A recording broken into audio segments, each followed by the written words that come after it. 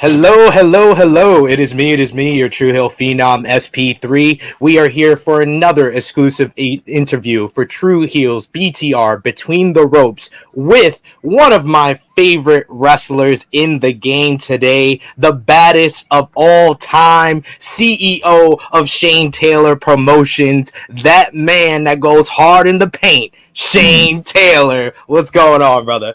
What's going on, man? You goddamn right. What an introduction. Let's do this. I like it.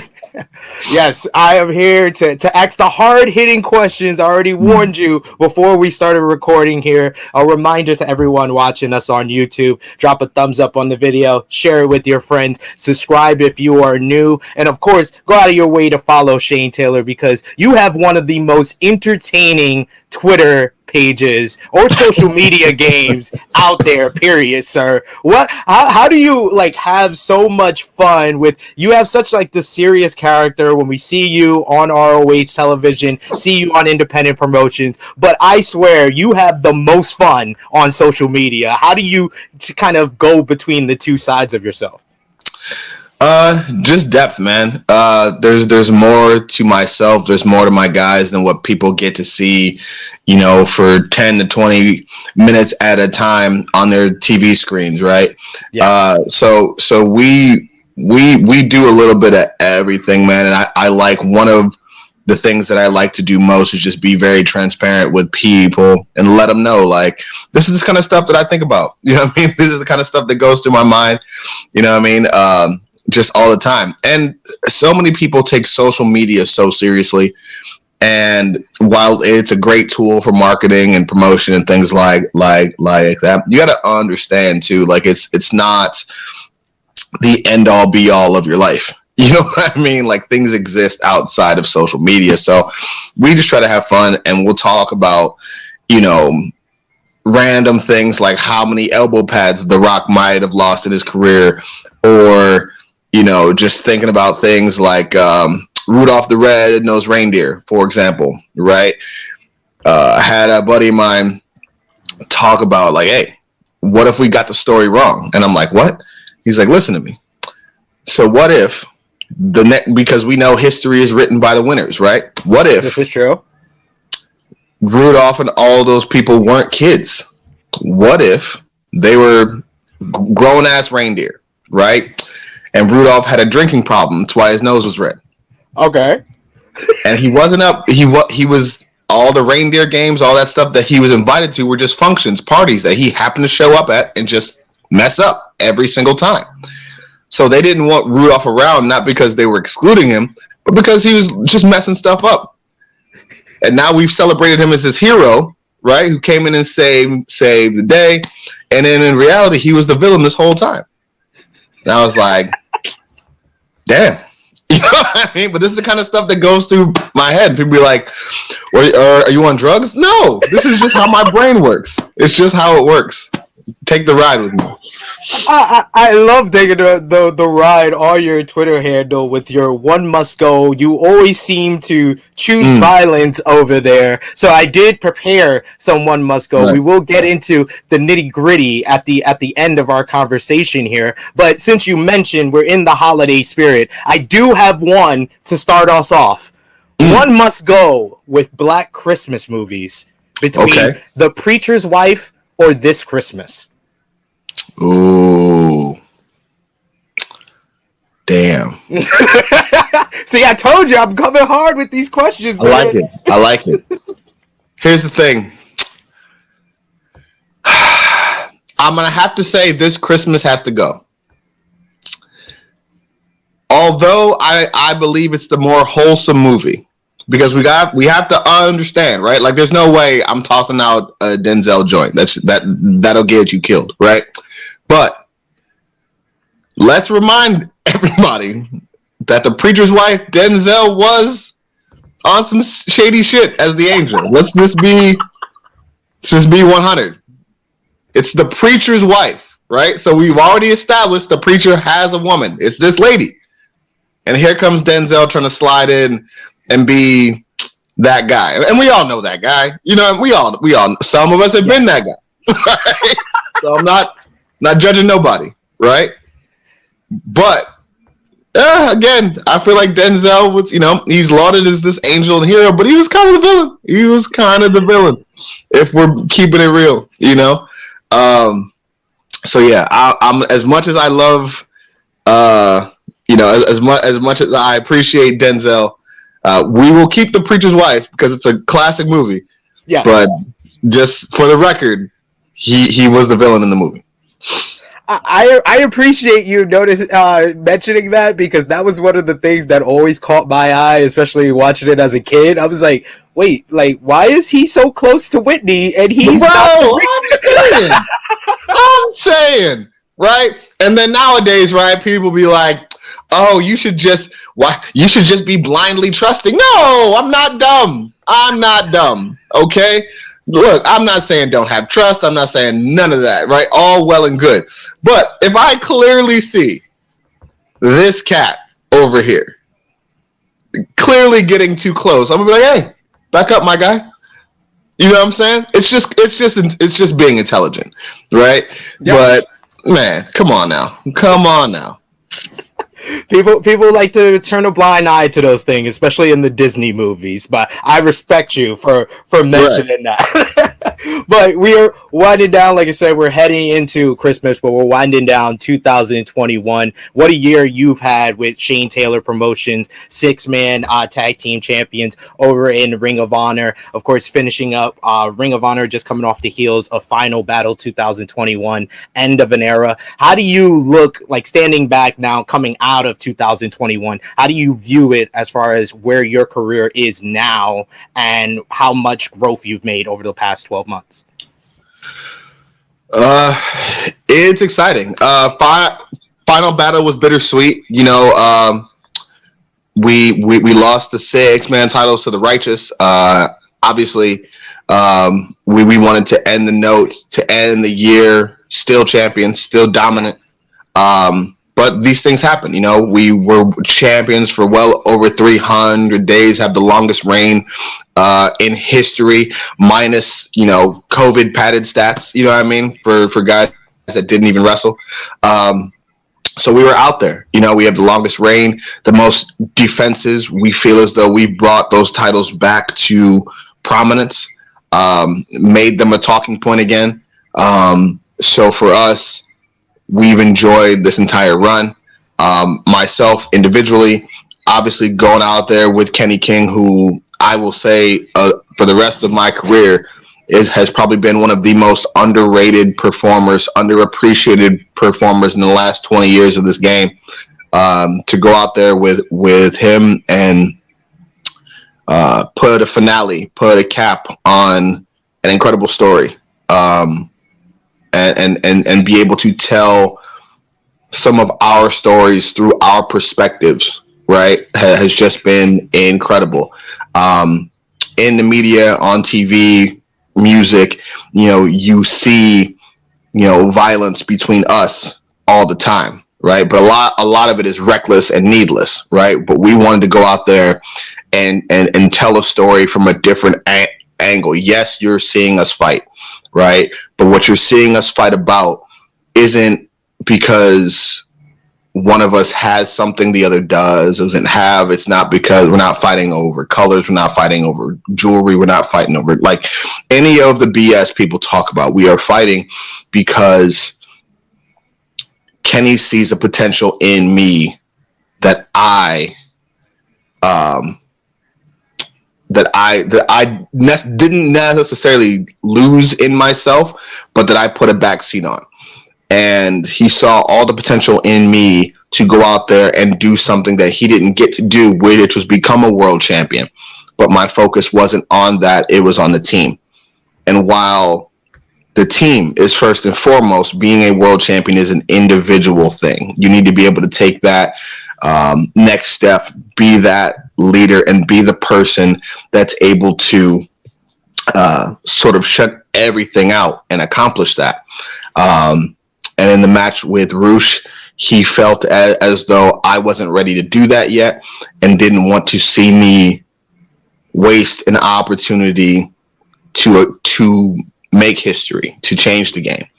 So he took it upon himself to interject himself and push me to that point. And if that meant that the obstacle that I had to go through to get my mind where it needs to be to become a world champion is to go through him, then that's what had to happen. So being able to tell stories like that and continue to show that although we're fighting, there's still unity, there's still brotherhood, there's still that togetherness, was incredible. And the moment after that, I wish we could have showed everybody on pay-per-view the salute, the solidarity with not only my guys, but Kenny, Berger, Eli Isom, just so many people that we respect and that have gone on this journey with us. Was just, if there was a way, if there's a storybook way that I wanted to end my Ring of Honor career, that was exactly how I wanted it to go.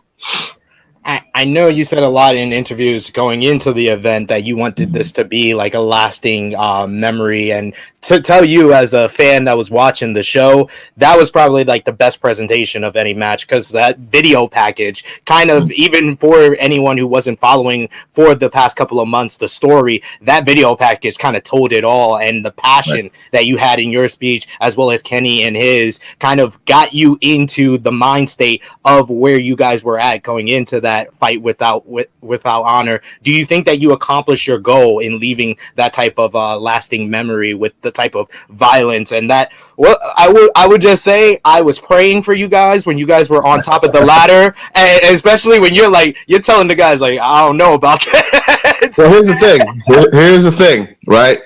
It was fine where it was, but we're in an imperfect game, right? So we just wanted to make sure, hey, you know what?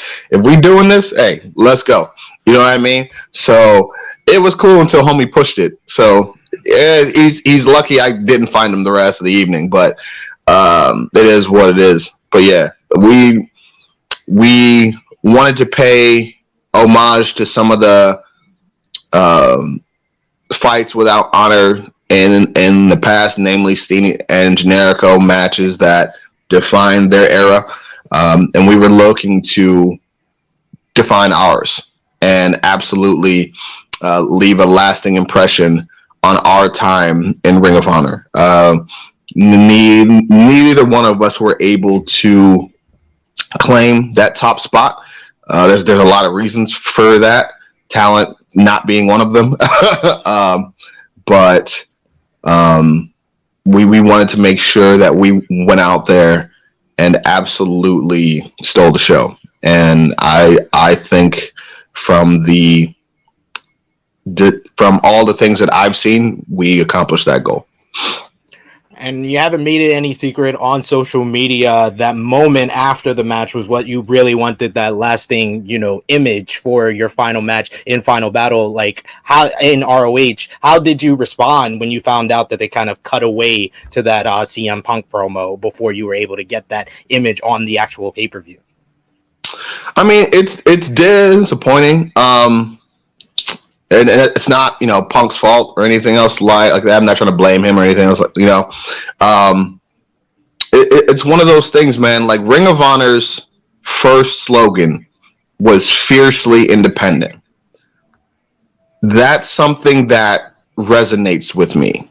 And this was Ring of Honor's supposed to be Ring of Honor's last night to stand on its own 2 feet, show that pride, show that grit, show that heart, and show that we could really do this and make changes and just do whatever we had to by ourselves. Like that, like, to me, that's what that night was supposed to symbolize. I understand all of the special appearances and all of that stuff that needed to happen. Fantastic, great. But for a lot of what the video packages did, kind of just took time away from everybody that was there and has been fighting, trying to keep this place going for years. And I feel like the younger versions of those guys would have understood the same message that I said, which was, this night was about us, not about anybody else. This was about us right now, the people here right now. And that was really my thing, was just like, you could have had all of these special moments on pay-per-view if we had done things and produced things a little differently, right? There's no reason why all the promos, all the talking points, while great, couldn't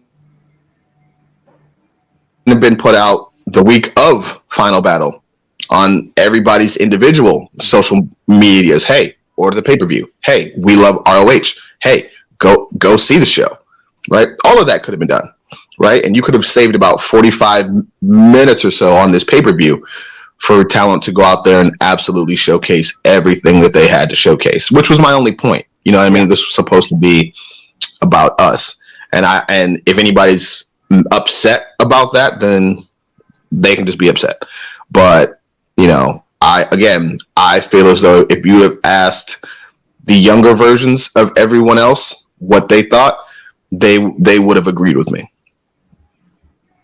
Yeah, 1,000 respect your feelings on that, because it should have been about the talent that had been working hard, especially during this difficult time with the pandemic. You guys have been busting your asses in Ring of Honor and making it a place that fans can, you know, come and enjoy professional wrestling the way it used to be. So I appreciate that. I want to let you know that for sure. And, you know, your moment with Shane Taylor Promotions was great, because this is something that you can say is 100% authentic. How did you kind of come up with the idea in Ring of Honor specifically, and how did you get each member and bring them a part of this movement? A lot of it was very much inspired by Floyd Mayweather and what he's done with Mayweather Promotions. You know, he didn't feel as though he was getting the opportunity, the money, all the things that come with being a top guy when he was with Top Rank, right? Those were always reserved for somebody else. Somebody else was always supposed to be better. Someone else was always supposed to be the guy. You know, it was always somebody else's turn, even though we clearly know he has all the talent in the world. So he decided to cut out the middleman, be his own boss, run his own thing, and became the biggest star in boxing. So a lot of that resonated with me. And at the time, I was TV champion, but, you know, my matches weren't even being announced. You know, you think world title TV champion, it's 1A, 1B, right?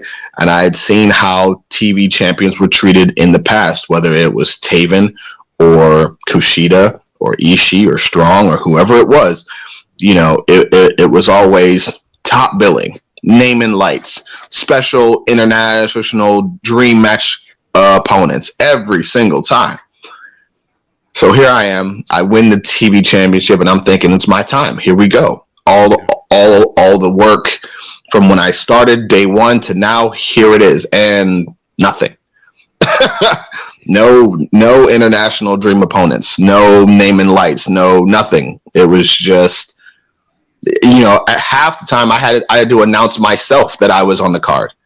You know what I mean? And so that really started to hit home with me. And in the meantime, you know, we're promoting every company that we're working with, and I'm like, why are you promoting other companies more than your own stars? How does that look to our fans? All that tells them is these other companies are more important than the people you have on this roster. And that just didn't sit right with me. So I created Shane Taylor Promotions in that same spirit of going, okay, what you won't do, I will do myself. And we wanted, and the mission statement and the goal is to provide that platform, to provide opportunities for those that wouldn't normally get it, that, you know, that you're not supposed to be the guy. You're not supposed to have this platform. You're not supposed to say these things. You're not supposed to do these things, because if you do, there's going to be backlash. You're going to receive less opportunity. You're going to be looked at as hard to work with just because you don't let people take advantage of you. You know what I mean? All of these things we fight against, you know, and the stereotypes, especially for Black people that come in wrestling, because a lot of people are too lazy to actually tell our stories or teach our culture to wrestling fans, you know, and it's the day and age in which we live. People just want things quick. It's got to be quick. It's got to be fast. They got to get it. Like, you can wait. Be patient. You know what I mean? Think long game. Stop thinking short cash. Think long cash. You know what I mean? When I sat down with Ron Hunt and we put the business plan together, he loved it. Same with Khan, Moses, O'Shea. Each time I sat down with anybody that we wanted to bring in, I told them what the goals were. And each and every single one of them, almost the first thing out of their mouth was, I want to change how we're viewed in this sport. I want to change the way we're stereotyped. I want to change this, 4 or 5 character maximum that people allow us to have, and be something different. Be leaders, be innovators, be people that push the envelope, are controversial if we have to be. But nothing that we're saying should be controversial. Nothing that we're doing should be a problem. It's only a problem for those who are used to being in the center of attention, and now when the focus is off them, they're upset. I'll have people on social media talk about how,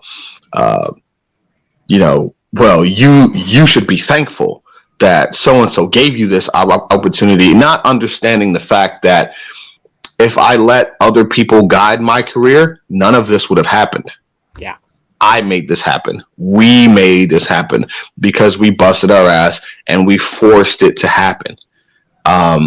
So nothing was given, and then people will say stuff like, well, how do you think you're going to appeal to a global audience? Which to me doesn't sound right. Yeah. To me, like when people say, well, you have to appeal to a global audience, with that, like what you're telling me is you feel as though I should appeal more to white people better. And that's what you're telling me, right? But here's the thing. Everybody of every background rides with us if they understand what the goal is. So the people who are going to ride with me, regardless of background, regardless of ethnicity, regardless of skin color, are going to ride with us because they understand the message. If you don't understand the message, we're not for you anyway. You know what I mean? I tell people all the time, we're for everybody, right? We don't care what you look like. We don't care what you do. We are for everybody, but we aren't for everybody. We're going to say some shit that you don't like. We're going to do some shit that you don't like, but we're not going to lie to you. We're going to tell you the truth. If you have a problem with the truth, that's not our problem. You need to look in the mirror and figure out why that bothers you. I just love how unapologetically authentic you and Shane Taylor Promotions are, and how you have made representation like really the main movement of this group. Do you think that 2021 was a step in the right direction as far as representation in professional wrestling? Of course, we were able to see some amazing things. I mean, you can start with the people at the top. I think for the first time ever, not only did you have Black WWE champions, obviously, in Bobby Lashley, but you had back-to-back champions with Bobby Lashley and Big E. You talk about right there when you talk about what's going to change the sport. It all starts at the top. We know this. And that's a huge step in the right direction. And now we're seeing that transfer, now to the independents, to other, major promotions. You have Moose and Impact Wrestling right now, world champion. Regardless of what you think about him personally or whatever, that's simply what it is. That's a fact. You've had just so many people. You've got Trish Fedora as the Pan African world champion, doing an amazing job, absolutely crushing it. And just around the country, you just have so many talented men and women just absolutely killing it, and you love to see it. And I hope that this continues, because what we don't want this to be is a fad. This should be something that continues. We made great progress, but this is not the end. You have every other major sport, every other major marketed sport in this country, whether it's the NBA, whether it's the NFL. We push for this. Wrestling is the only sport determined by someone else's opinion. But when we say that, we have to understand that our opinions matter too. Our money matters too. And that's what, really has to speak in this sport, is that, if you want to continue to see these changes, if you want to continue to see people that you can relate to at the top of these cards and winning championships, not just in the major companies, but on the independents as well, you've got to show people why that is. You've got to go out there and support them on social media with your dollars, the whole nine.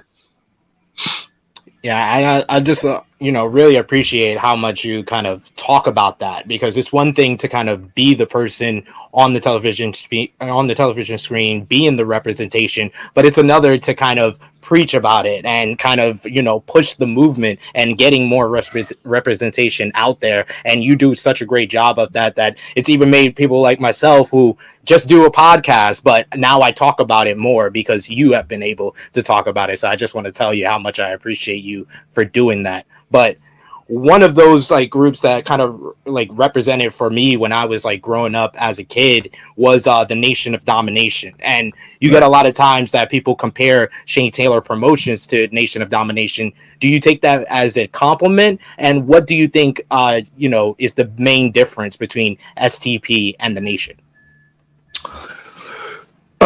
Anytime that you are in the same conversation and or sentence with legends like that, it's always a positive. What I try to steer away from is direct comparisons, because again, a lot of it just seems lazy, right? You see a group of black guys together and they throw their fists in the air, you automatically go to that because that's your only frame of reference, right? That pose, this fight, the struggle was around long before the Nation, long before wrestling had anything to do with it, right? I would compare us more closely to wrestling's version of Rage Against the Machine than I would the Nation, right? While we are 100% for empowerment, for unity, brotherhood, all of that. All of those goals are the exact same. But there's no way that that you can continue this fight without evolving, right? And that's what we are. We're an evolution of a lot of things. But again, I would say we're closer to wrestling's version of Rage Against the Machine than anything else, because so many people just see black groups and they immediately just go, "We're the other." They did the same with the Hurt Business, right? Yeah. But they don't really compare other groups, right? Like nobody compares DX to the NWO. Nobody compares Bullet Club to either one of them, even though they use the same, the same gestures, right? Yeah. Like there's each group is its own entity, right? So it bothers me a bit when every black group is compared to the Nation. Like we're our own thing. Like the Hurt Business, for example, to me was closer to Evolution or the Four Horsemen than anything else. Agreed. Right. So the fact that they don't get compared to groups like that, but only get compared to the Nation, that's when I start to go, okay, that's enough. You know what I mean? Like, yeah. Broaden your perspectives, broaden your intelligence, broaden your range of thinking. Understand that there's more stuff out here than the Nation, but all respect to everybody in that group. They all opened a lot of doors for all of us to be able to walk through. So the comparisons, again, while honored, let's take a larger look at what's out there. Yes, definitely. And you guys have done a great job of kind of making yourself your own entity, and you've done that in Ring of Honor. But as we mentioned earlier, Ring of Honor is going into hiatus. They're supposed to return in April of next year for Supercard of Honor. How do you reflect back on your time in Ring of Honor? You were there for over 7 years, accomplished so much: the television championship, the 6-man tag team titles, your tag team with Keith Lee in the early years, Shane Taylor Promotions. So to think about where you started in Ring of Honor, right, to where you are now, how do you go into this hiatus? I can go on it. I can go into it knowing that I accomplished more than anybody thought that I was ever going to. I reached a level that most people didn't think that I was going to get to, and some people didn't even want me at. And so for me to go out there to continue this fight in Ring of Honor, when so many people told me that it was impossible, so many people told me that I should just leave, so many people told me that I should just quit because nobody was going to listen. I was fighting this, this dead end battle. To be able to go in there, continue to fight, be able to now have things like our roundtable discussions, the Black History Month celebrations, all these things that weren't options before I got there are options now after I've left, and you always want to leave a place better than you found it. And for me, that's what I feel like I was able to do while making a little bit of history on my own, in Ring of Honor, was to be able to change the culture there, and hopefully provide more opportunity for people like myself going forward that may not have been there previously. So, like you mentioned, you kind of started your time in Ring of Honor very young, coming in with kind of starting on your own, and then you formed this tag team, the Pretty Boy Killers, with one Keith Lee. So, at a time where Ring of Honor is entering hiatus, you're going to be kind of a free agent because of release from your contract, and Keith Lee is now a free agent as well. What was your reaction to Keith Lee getting released from WWE, and how have you guys interacted with each other since becoming into this free agency period? So surprised, because I know what he's capable of doing, and I know that he had barely scratched the surface of that there. But it is what it is. My reaction, my conversations with him haven't even been about wrestling; they've just been about life. Yeah. He's getting ready to get married here soon. Focus has been on that, making sure he's good, the family's good. Real life for us, for me and my crew, always comes first. Wrestling comes second. You'd actually be surprised at how very little we talk wrestling. like when it comes to myself, Keith Lee, Ray Rowe, Jerome Daniels, all me and my guys talk about is just life and other stuff. Like, wrestling is always the last thing we talk about. So we'll see what happens going into the future, but anything is possible. All options are on the table, but it's making sure we're good as people, as men, as family first. That comes first, and we'll sort the rest of the shit out later. 100%. Would you prefer, if you had the choice yourself, for a reunion of the tag team Pretty Boy Killers with Keith Lee, or would you like a promotion to kind of put you guys squaring off against one another, because that hasn't really happened on like a main stage in front of a lot of eyes? I would love to see that match. I would love to see you guys tag team together, but what would you like if you had your choice? Choose.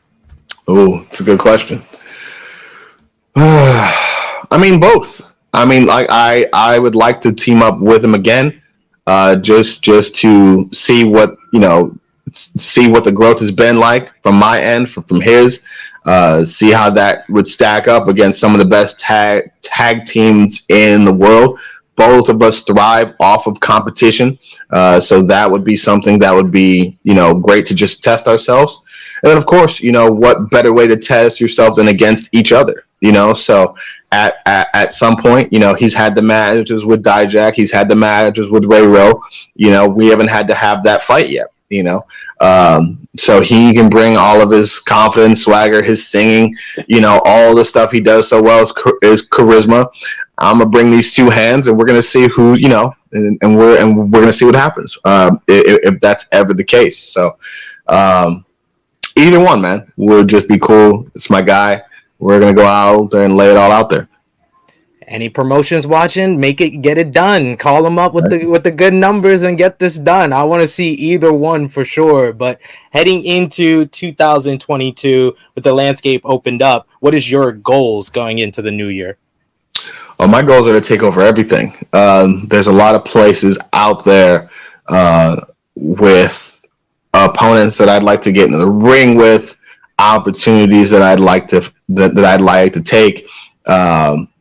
So the goal is to take everything. There's still only one man who's won the NWA World's Heavyweight Championship. That was Ron Killings. That needs to change. And I'm looking out there. You've got, again, Moose's world champion. You've got people after him, but, it's easy to call yourself a wrestling god, but what's a god to a non-believer? I've asked people that, so, you've got an incredible world champion in Hammerstone in MLW. You got, Alex Kane was talking mad trash on social media with his MLW open weight title. He wants some smoke, so I can go slap him around if possible. There's all kind of places. We've got a lot of places right now that there's so much opportunity to make history and change the game and progress it. So I'm excited. I'm truly excited. You got a lot of unfinished business with people in multiple places. You mentioned a few world champions, but I was there live when you went against Hangman Page in Ring of Honor, and I know you guys can go at it, so I would love to see that as well. Well, for sure. And again, there's a lot of places where there's a lot of places that I feel like that I'd mesh well. There's a lot of places that I feel like I'm probably going to rub some people the wrong way. But regardless, the plan is to go out there, put on great fights and make great moments, and leave people with a sense of not only being entertained, but being taught something, and that's going to be the goal, to go out there, educate people as to who I am, what my culture is all about, why I do the things that I do, and then go out and knock fools out, on the top of it.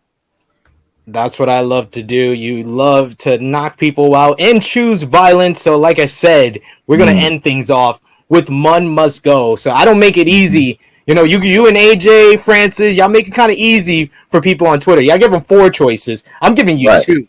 I'm making it hard. I'm getting you on the spot here. So, One must go, Shane. Mm-hmm. The Best Man versus The Wood. One must go. Ooh. Damn. Both those are my movies, too.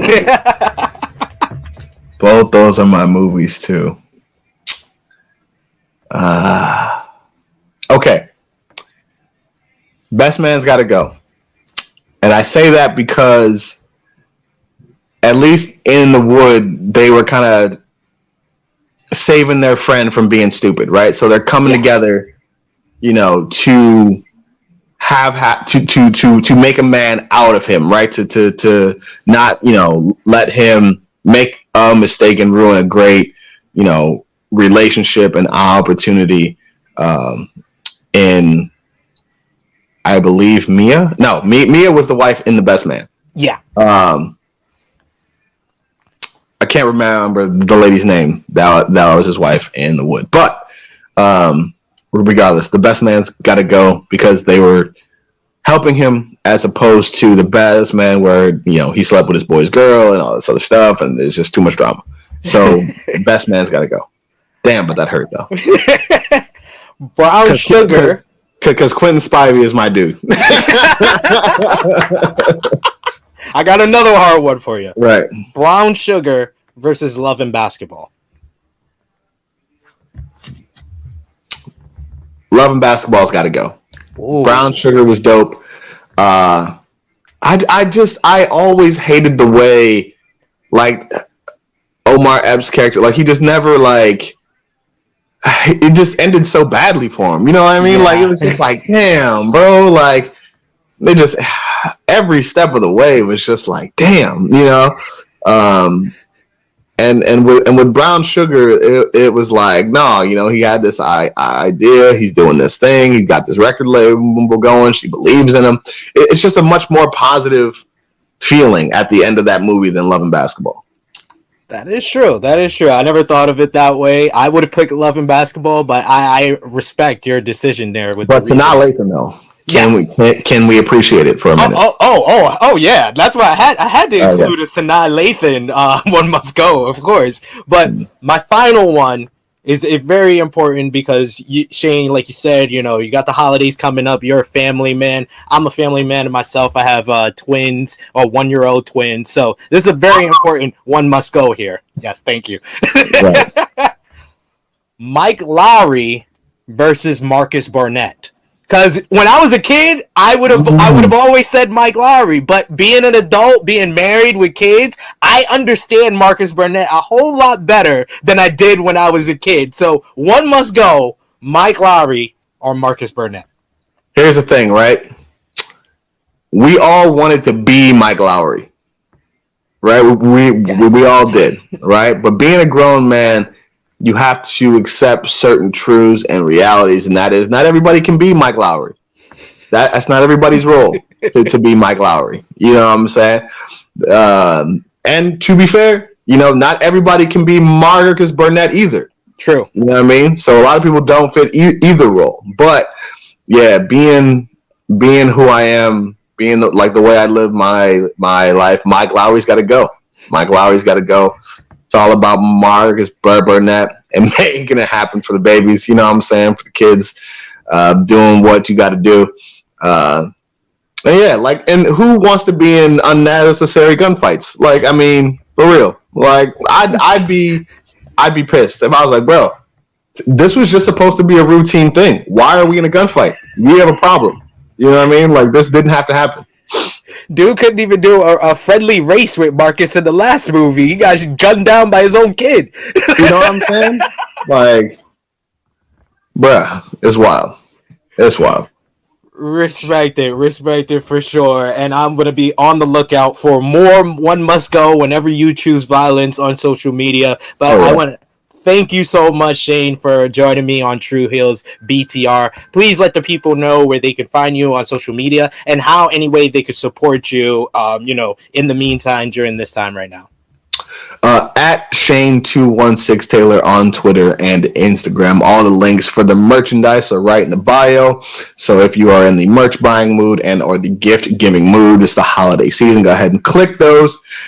Great merchandise there, from t-shirts all the way down to baby onesies, whatever you want to buy. All right, so I just want to thank you guys for an incredible 14-year career. Thank you for the 7 years of support and Ring of Honor. And here's to the next chapter. We are looking forward to the next chapter. Wherever you show up, we will support you for sure, Shane. So everyone watching, remember to drop the thumbs up on the video, share it with your friends. If you're watching us on demand, let us know in the comment section below what you thought about this interview. For Shane Taylor, it is me, your True Heel Phenom, SP3. This has been True Heels BTR with Shane Taylor. We are signing off until